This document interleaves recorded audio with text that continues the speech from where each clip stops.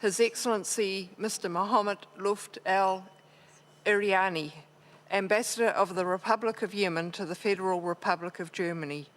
Your Excellency, you have the floor.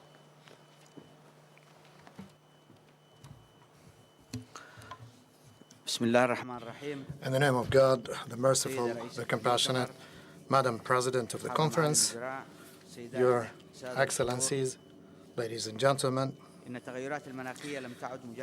climate change is no longer an expectation. It's a reality that we live all over the world, every day and in different forms.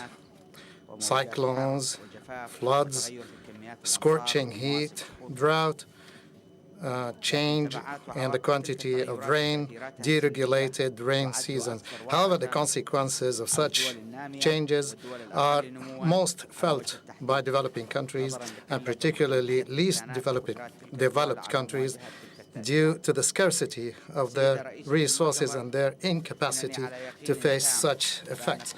I strongly believe that each and everyone in this room knows too well the consequences of climate change. However, allow me, Madam President, to cite one example on such consequences of climate change in Yemen. Last year, at the end of last year, floods struck East Yemen. In a matter of a few hours, thousands of people lost their homes and their sources of living. Schools were destroyed, roads, clinics, and that is one living example on the consequences of climate change. Heavy rains, floods that have been unprecedented. We are a mountainous country, and our population know too well where to build their houses away from potentially flooded areas. However, such floods were unprecedented and unfamiliar. It is a real experience of agony and suffering during an unprecedented climate change and severe weather event. At the same time, Western Yemen was struck by drought, lack of rain, during a period which was supposed to be a rainy season.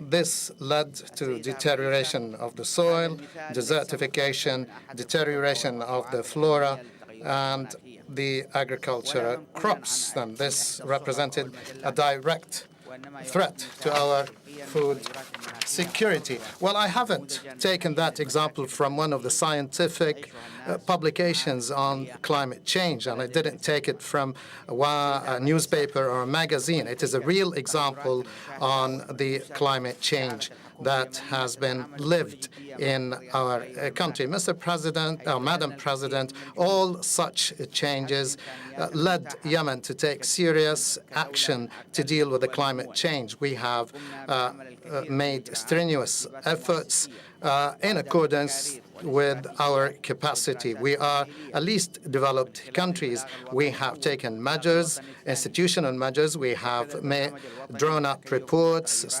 strategies, and we have carried out scientific research.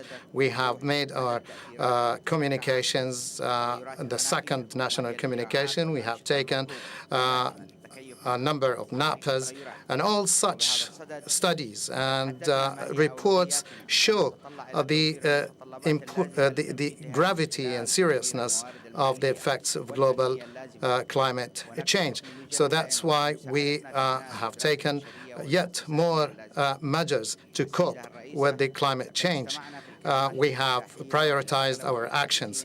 Well, Madam President, we have heard a number of speakers talking about the importance of starting our actions now and to shoulder our responsibilities and to act now and tomorrow. Well, such rhetoric has been repeated many times over the last 15 years.